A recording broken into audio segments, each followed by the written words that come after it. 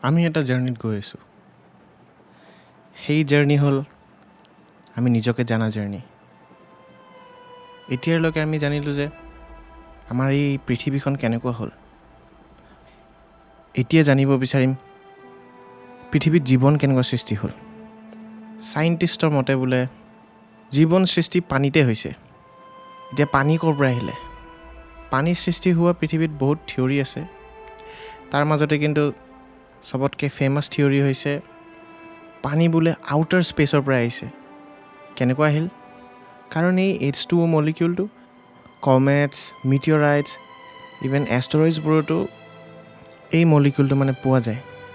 আৰু পৃথিৱী যেতিয়া সৃষ্টি হৈ আছিলে সেই প্ৰথম ষ্টেজত বহুত এষ্টৰইডছ, মিটিঅৰাইটছ, কমেটছ, ইভেন প্লেনেটছবিলাকো ইম্পেক্ট কৰিছিলে। গতিকে তেতিয়াই বোলে পানী অহা চান্সটো বেছি আৰু। গতিকে যি হওক নহওক এতিয়া আহিছোঁ আমি পানীত। এতিয়া আৰু এটা থিয়ৰী আছে, আমাৰ চন্দ্ৰটো বোলে বহুত ওচৰত আছিলে আগতে। সেই ওচৰত থকাৰ কাৰণে টাইডছ আৰু ৱেভছবিলাক, সাগৰৰ ৱেভবিলাক বহুত বেছি ডাঙৰ আছিলে। সেই ৱেভকেইটাৰ কাৰণে কি হ'ল, পৃথিৱীত এচিডছ যেনেকুৱা এমিনো এচিড, নিউক্লিক এচিড, এইকেইটা কেমিকেলছ মিক্স হ'বৰ কাৰণে এই ৱেভছ আৰু টাইডছবিলাক হেল্প কৰিছিলে। অৱশ্যে এইটো জাষ্ট থিয়ৰী হয়, কিন্তু ইয়াতে বহুত ষ্ট্ৰং পচিবিলিটি আছে যে আমাৰ গোটেই লাইফ ক্ৰিয়েশ্যনটো সাগৰ আৰু মহাসাগৰতে হৈছিলে।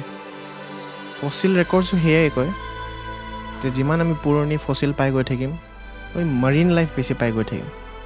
সেইকাৰণে এইটো থিয়ৰীটো বহুত ষ্ট্ৰং থিয়ৰী। এমিনো এচিডবিলাক পেপটাইডছ ফৰ্ম কৰিলে, সেই পেপটাইডছবিলাকক আমি প্ৰ'টিন বুলি কওঁ। যিটো বস্তু বহুত বেছি এচেঞ্চিয়েল হয় লাইফ ক্ৰিয়েশ্যনৰ কাৰণে, সেইবিলাকক লাইফ বিল্ডিং এজেণ্ট বুলিও ক'ব পাৰোঁ। আৰু লগতে নিউক্লিক এচিড যোনটো RNA আৰু DNA ফৰ্ম কৰিবৰ কাৰণে হেল্প কৰে। আৰু RNA আৰু DNA এনেকুৱা বস্তু হয় য'ত লাইফ ক্ৰিয়েশ্যনৰ, ৰেপ্লিকেশ্যনৰ গোটেই ইনফৰ্মেশ্যন থাকে। বায়'লজিকেল হাৰ্ড ড্ৰাইভ বুলি ক'ব পাৰোঁ। সেই জীৱটো কি আকাৰৰ হ'ব, কেইটা ভৰি থাকিব, কেইটা নাক থাকিব, কিমান ওখ হ'ব, কিমান চাপৰ হ'ব, কি খাব, এনেকুৱা বিভিন্ন কোৱালিটিছ আছে যোনটো DNA ডিটাৰমাইন কৰে। সেই এমিনো এচিড আৰু নিউক্লিক এচিড মিক্স হৈ প্ৰথম চেল বনালে, আৰু সেই চেলবিলাকে পিছত গৈ ছিংগল চেল্ড অৰ্গেনিজম ক্ৰিয়েট কৰিলে। এইটো প্ৰথম লাইফ। ইয়াতকৈ চিম্পল লাইফ নাই আৰু পৃথিৱীত। কিন্তু এই ৰহস্য হৈ থাকিব। কেনেকুৱা এই প্ৰথম ইনফৰ্মেশ্যনটো আহিলে যে ৰেপ্লিকেট কৰিব লাগে নিজকে? চেলবিলাক নিজকে কেনেকুৱা ৰেপ্লিকেট কৰিলে? ষ্টাৰ্টিংটো কেতিয়া হ'ল? সেইটো আৰু টাইম মেচিন লৈ আমি আগত যাব লাগিব। সেই প্ৰথম অৱস্থাত পৃথিৱীত যেতিয়া লাইফ ক্ৰিয়েশ্যন হৈছিলে। কিন্তু এইটোতো পচিবল নহয়। গতিকে বহুত থিয়ৰী থাকিব পাৰে কেনেকুৱা লাইফ ক্ৰিয়েট হৈছিলে, কিন্তু কোনো নাজানে এইটো কথা। গতিকে প্ৰথম যোনকেইটা ছিংগল চেল অৰ্গেনিজম আছিলে সেইবিলাক লাহে লাহে ৰেপ্লিকেট কৰিব ধৰিলে আৰু বহুত মাল্টিপ্লাই হ'ল। চাগে তেতিয়াই চাৰ্লছ ডাৰউইনে যোনটো কৈছিলে থিয়ৰী অফ ইভলিউশ্যন, তেতিয়াৰ পৰাই কাম কৰিব ধৰিলে। ছাৰ্ভাইভেল অফ দ্য ফিটেষ্ট আৰু এনভাইৰনমেণ্ট মতে এডাপ্ট কৰিব ধৰিলে। ছিংগল চেল অৰ্গেনিজমবিলাক ইভলভ হ'ব ধৰিলে, মিউটেড হ'ব ধৰিলে। কিন্তু লক্ষ্য কৰিবলগীয়া কথা সেইটো হ'ল খাদ্য তৈয়াৰ কৰা।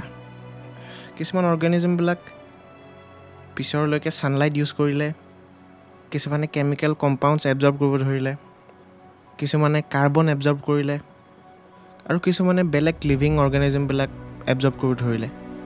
ইভলিউশ্যনটো নেচাৰৰ কোৱালিটিয়ে হয়। এইটো নেচাৰেল বস্তু। ইউনিভাৰ্চৰ ভিতৰত থকা চব বস্তু ইভলভ হয়। সেইকাৰণে ছিংগল চেল অৰ্গেনিজমবিলাক এতিয়া মাল্টি চেলুলাৰ অৰ্গেনিজম হৈ গ'ল। সেই অৰ্গেনিজমবিলাক অলপ এডভান্স বডি আছিলে, নাৰ্ভাছ ছিষ্টেম আছিলে, আৰু মুভিং পাৰ্টছ আছিলে, অৰ্গেনছ আছিলে, যোনটো ফিজিকেলি এনভাইৰনমেণ্টটোত ৰিয়েক্ট কৰিব হেল্প কৰিলে। খানা বিচাৰাটো হেল্প হ'ল। সেইটোৱে পিছৰলৈকে যেনেকুৱা চাইনো বেক্টেৰিয়া বুলি কিছুমান স্পিচিছ আছে বেক্টেৰিয়াৰ, এইটো ইভলভ হ'ব ধৰিলে, যোনটো বেক্টেৰিয়া মানে অক্সিজেন প্ৰডিউচ কৰিব ধৰিলে। এতিয়া অক্সিজেনটো আমি জানো 99% জীৱ এতিয়া আমাৰ পৃথিৱীত অক্সিজেন ইউজ কৰে। গতিকে সেই চাইনো বেক্টেৰিয়া যেতিয়া অক্সিজেন প্ৰডিউচ কৰিব ধৰিলে, তেতিয়া আমাৰ পৃথিৱীখন এতিয়াৰ যোনটো ৰূপ হয় অলপ সেনেকুৱা দেখিব ধৰিলে। পৃথিৱীখন অক্সিজেন ৰিচ হৈ গ'ল। মাটিত যিখিনি আইৰণ কণ্টেণ্ট আছিলে, সেই আইৰণ কণ্টেণ্টখিনি অক্সিডাইজড হ'ব ধৰিলে। আৰু এতিয়া যোনটো মাটি দেখা পাওঁ, অলপ কালাৰটো অলপ ৰেডিছ টাইপ, ঠিক তেনেকুৱাই অক্সিডেশ্যন প্ৰচেছটো হোৱাৰ কাৰণে অলপ সেই কালাৰটো আহে মাটিত। এতিয়া পিছৰলৈকে অক্সিজেনটো জীৱবিলাকে ৰিপ্ৰডিউচ কৰা হেল্প হ'ব, ৰেছপিৰেশ্যন কৰা হেল্প হ'ব, আৰু খাদ্যখিনি এনাৰ্জি ৰূপত কনভাৰ্ট কৰিব হেল্প কৰিব। আৰু এই প্ৰচেছখিনি চাইণ্টিষ্টবিলাকে কয় মোৰ দেন 2 বিলিয়ন ইয়াৰ্ছ লাগিছিলে, বহুত বেছি। এতিয়া বহুত বছৰ পিছত ছিংগল চেল অৰ্গেনিজমৰ পৰা মাল্টি চেলুলাৰ অৰ্গেনিজম হ'ল। মাল্টি চেলুলাৰ অৰ্গেনিজমবিলাক এতিয়া অলপ কমপ্লেক্স চেল থকা অৰ্গেনিজম ইভলভ হ'ব ধৰিলে। সেই কমপ্লেক্স চেল হ'ল ইউকেৰিয়ট চেল বুলি কওঁ। সেই অৰ্গেনিজমবিলাকত এতিয়া চেলৰ ভিতৰত মাইটকণ্ড্ৰিয়া থাকে আৰু ছেক্সুৱেল ৰিপ্ৰডাকশ্যন ডেভেলপ হ'ব ধৰিলে।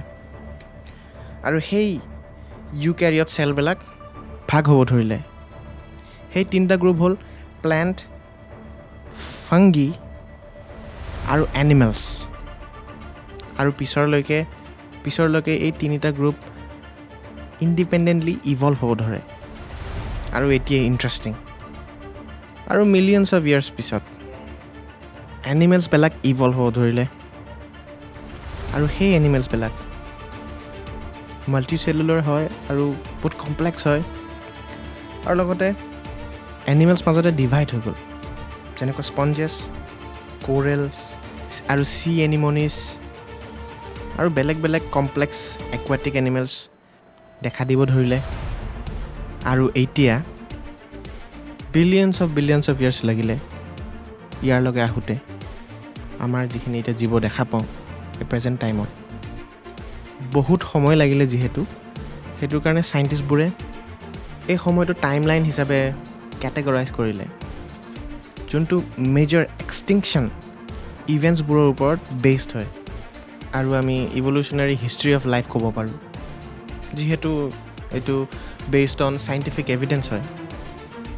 তথাপিও একজেক্টলিটো হ'ব নোৱাৰে, কিন্তু চাইণ্টিফিক মডেল হিচাপত মেজৰ মাছ এক্সটিংকশ্যনৰ ক্ষেত্ৰত বেছড কৰি 3টা মেজৰ এৰা হিচাপে ভাগ কৰিলে। সেইটো হ'ল পেলিঅ'জয়িক, মেজ'জয়িক আৰু কেন'জয়িক। আৰু এই এৰাৰ ভিতৰতো বহুত পিৰিয়ডছ হিচাপে সময়টো ভাগ কৰা গৈছে। গতিকে প্ৰথম এতিয়া পেলিঅ'জয়িক এৰা বিষয়ে কওঁ। পেলিঅ'জয়িক এৰাত বহুত ডাঙৰ ঘটনা এটা হৈছিলে, আৰু সেইটো ঘটনা এতিয়ালৈকে যিমান 70 to 80% জীৱ আছে, যিখিনি স্পিচিছ দেখা পাওঁ, সেই তেতিয়াই সৃষ্টি হোৱা, সেই তেতিয়াই ইভলভ হোৱা। আৰু সেই ইভেণ্টটোৰ নাম হৈছে কেম্ব্ৰিয়ান এক্সপ্ল'জন। সেই এক্সপ্ল'জনটো একো ধামাকা নহয়, কিন্তু লাইফ ইভলিউশ্যনত এইটো এক্সপ্ল'জন নিচিনাই লাগিব, কাৰণ এইটো সময়ত ইমান বেছি জীৱ দেখা পাওঁ। এই কেম্ব্ৰিয়ান এক্সপ্ল'জনটোত আমি মেজৰ ফাইলা দেখা পাওঁ। সেই ফাইলাবিলাক যেনেকুৱা কৰ্ডেইডছ, আৰ্থ্ৰপডছ, একিনোডাৰ্মছ, মোলাস্ক, ব্ৰেকিঅ'পডছ, ফৰামিনিফাৰ্ছ, ফিছ, এম্ফিবিয়েন্স, চাইনেপছিডছ, ডায়েপছিডছ, সেই ইমানখিনি ফাইলা তেতিয়াই আৰম্ভ হৈছিলে। আৰু সেই ফাইলাৰ ভিতৰত প্ৰথম পৃথিৱীত খোজ দিয়া প্ৰাণীৰ ভিতৰত আৰ্থ্ৰপডছ আছিলে। তাৰপিছত আহিলে ফিছবিলাক। কিছুমান ফিছৰ লাংছ আছিলে আৰু অলপ শক্তিশালী বনি ফিনছ আছিলে, যোনটো মানে মাটিত চুচৰি যাবৰ কাৰণেও হেল্প কৰিছিলে। আৰু সেই ফিনছবিলাক যোনটো মানে অলপ বনি ষ্ট্ৰাকচাৰ আছিলে, সেইবিলাক যাই পিছৰলৈকে সেইবিলাক হাত ভৰি হ'ল। আমাৰ এই হাত ভৰি ক'ব লাগিলে আমাৰ সেই মাছে আছিল আমাৰ এনচেষ্টৰ বহুত আগত। আৰু ইভেঞ্চুৱেলি সিহঁতে টেট্ৰাপডছ হৈ গ'ল। টেট্ৰাপডছ যেনেকুৱা এম্ফিবিয়েন্স। এতিয়া যিখিনিলৈকে ইভলভ হ'ল এইখিনি কেম্ব্ৰিয়ান পিৰিয়ডতে হ'ল। এতিয়া আহিল কাৰ্বনিফাৰাছ পিৰিয়ড। কাৰ্বনিফাৰাছ পিৰিয়ড কিয় কয়? তেতিয়া বোলে ইমানেই কাৰ্বন আছিলে, ভিজা পাততো বোলে জুই জ্বলি যায়। এতিয়া যিখিনি আমি কয়লা দেখা পাওঁ, ক'ব লাগিলে সেই কাৰ্বনিফাৰাছ পিৰিয়ডৰ পৰাই আহে। কিছুমান কয়লা খাদানবিলাক সেই তাৰ কাৰ্বনিফাৰাছ পিৰিয়ডৰ গছ-গছনিৰ পৰাই আহিছে। ইমানেই পুৰণা মানে কয়লাখিনি। এই কাৰ্বনিফাৰাছ পিৰিয়ডত ৰাজত্ব কৰিছিলে এই এম্ফিবিয়ানবোৰে আৰু এই ডাঙৰ ডাঙৰ ড্ৰেগন ফ্লাই আৰু ডাঙৰ ডাঙৰ চেণ্টিপিড। এতিয়া যিখিনি পোক দেখা পাওঁ একচুৱেলি সেইখিনি টাইমত বহুতেই বেছি ডাঙৰ আছিলে।